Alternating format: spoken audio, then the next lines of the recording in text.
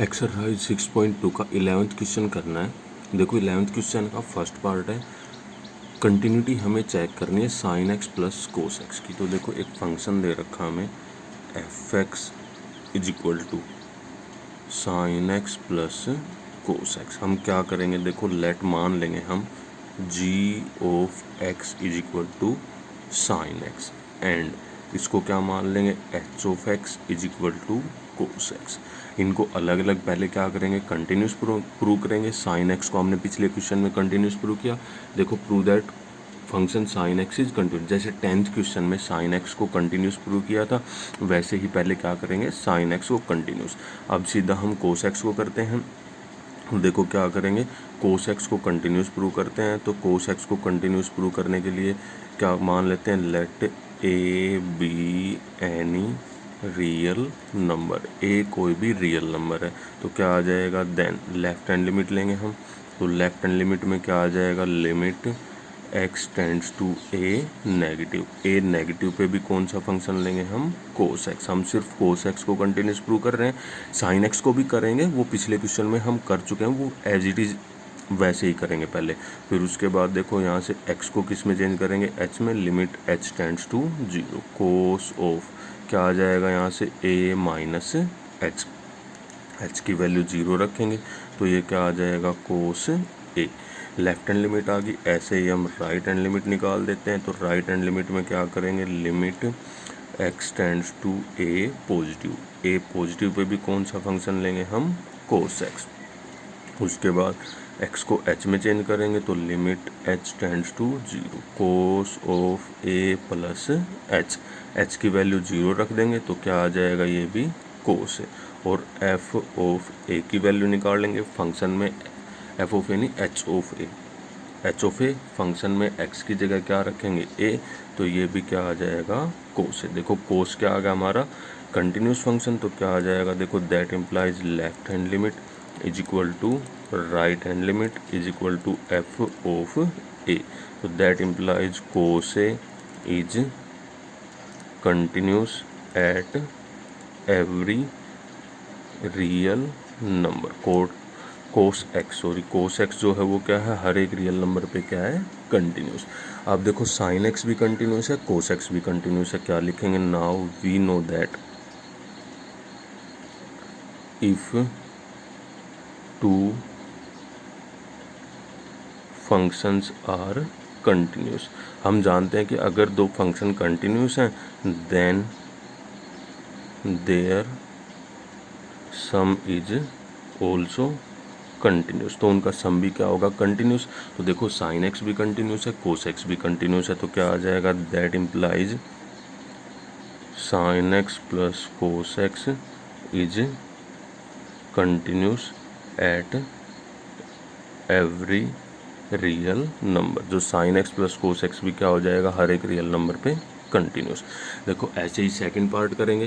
पहले second part में भी सेम जी एक्स को साइन एक्स मान लेंगे, एच एक्स को कोस एक्स। पहले साइन एक्स को कंटिन्यूस प्रूव करेंगे, फिर कोस एक्स को कंटिन्यूस प्रूव करेंगे। फिर देखो क्या लिखेंगे, सेकंड पार्ट के लिए हम क्या लिखेंगे, we know that if two functions are continuous. अगर दो फंक्शन कंटिन्यूस हैं then their product is also continuous. उनकी मल्टीप्लाई भी क्या होगी, कंटिन्यूस।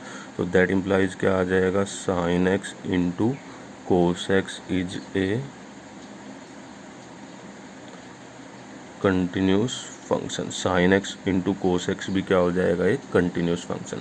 देखो जब भी कोई भी दो फंक्शन कंटिन्यूस हैं तो उनका सम भी कंटिन्यूस होता है, उनका डिफरेंस भी कंटिन्यूस होता है, उनकी मल्टीप्लाई भी कंटिन्यूस होती है, उनका डिवाइड भी कंटिन्यूस होता है और उनका कंपोजिशन भी क्या होता है, कंटिन्यूस, अगर दो फंक्शन कंटिन्यूस है। तो देखो अब नेक्स्ट जो क्वेश्चन है 12th क्वेश्चन है, show that the function defined by F of x is equal to cos x is a continuous function.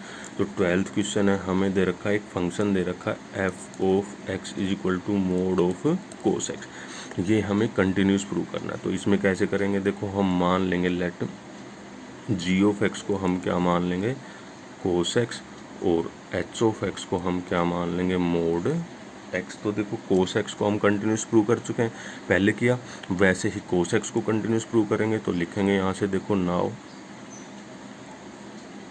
Cos x is a continuous function. Cos x क्या है, continuous function है।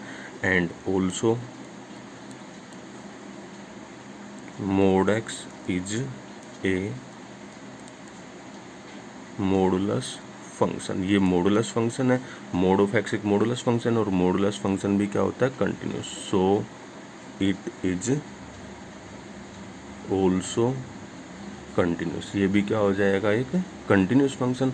तो क्या आ जाएगा, देखो यहाँ से, then their if we know that, हम लिखेंगे we know that if two functions are continuous. हमें पता है कि अगर दो फंक्शन कंटिन्यूस हैं तो क्या आ जाएगा, then their composition is also continuous. तो उनका कंपोजिशन भी क्या होगा, कंटिन्यूस होगा। तो देखो कैसे करेंगे, अब इनका कंपोजिशन लेते हैं, देन दैट इम्प्लाइज। तो कंपोजिशन लेंगे इनका, तो कंपोजिशन क्या हो जाएगा, H of G of X. ये इनका composition is a continuous function, ये कंपोजिशन होता है।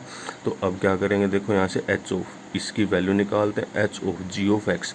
जी ऑफ एक्स की वैल्यू क्या थी हमारी, कोस एक्स।